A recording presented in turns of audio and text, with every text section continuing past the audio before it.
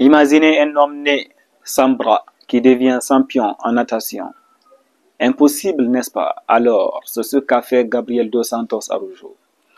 Alors aujourd'hui, dans cette vidéo, je vais partager avec vous l'histoire inspirante de Gabriel Dos Santos Araujo. Mais d'abord, selon vous, qu'est-ce qui pousse quelqu'un comme Gabriel Dos Santos Araujo à surpasser ses limites, atteindre ses objectifs, malgré l'handicap que cette personne a? Je vais partager avec vous tout cela dans cette vidéo aujourd'hui, donc je vous suggère de rester jusqu'à la fin.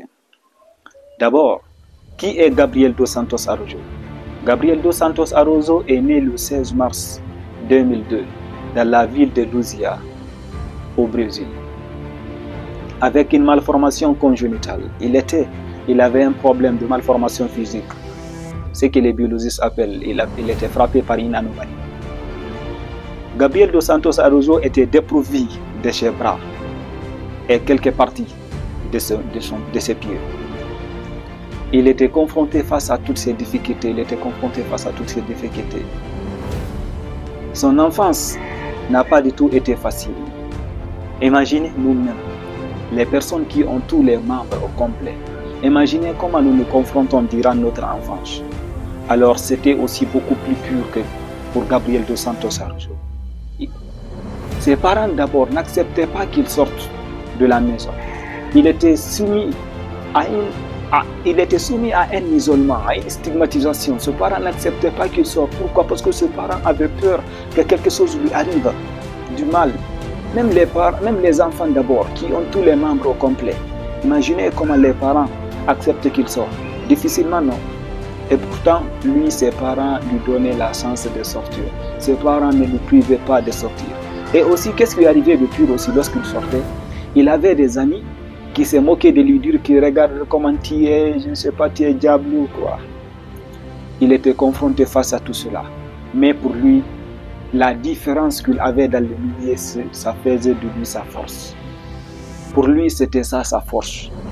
Ça lui donnait beaucoup plus de courage. Sa famille le soutenait, sa famille était toujours là pour lui, sa famille l'aimait plus que tout le monde. Et puis un jour, pendant ses sorties, il a découvert la natation à l'âge de 10 ans. Il a commencé à apprendre la natation avec un coach spécialisé dans le handisport pour les personnes handicapées, dans le domaine ou dans la catégorie de Gabriel. Cette personne était là pour aider Gabriel à nager, mais dans un cas spécifique. La personne là aidait Gabriel avec amour, parce que pour lui c'était un cas vraiment exceptionnel. Imaginez pour seulement les personnes qui ont tous les bras ou tous les pieds au complet. Maintenant pour lui c'est un cas exceptionnel. Si l'entraîneur finit avec les autres, il revenait pour Gabriel, pour l'entraîner spécialement pour lui, pour un entraînement spécial pour lui. Ça continuait comme ça. Et puis un jour, dans la région où vivait Gabriel, il y a eu une compétition qui était organisée. C'est de là-bas que Gabriel a pu se démarquer, a pu faire quelque chose de vraiment exceptionnel. C'est en ce moment que Gabriel a attiré les médias vers lui. C'est en ce moment qu'il a été vraiment remarquable dans le domaine. Qu'est-ce que cela s'est passé maintenant? Il avait beaucoup plus de la motivation de continuer. Parce que pour lui, les médias étaient toujours là pour lui. Les médias étaient là pour lui interviewer, dire que non, vraiment c'est impressionnant ce que tu fais. Et puis quelques temps passèrent. Comme tout le monde, il a voulu abandonner. Imaginez nous tous, on a tous les membres au complet, mais il arrive le moment qu'on cherche à abandonner. Et puis c'était aussi le cas pour lui.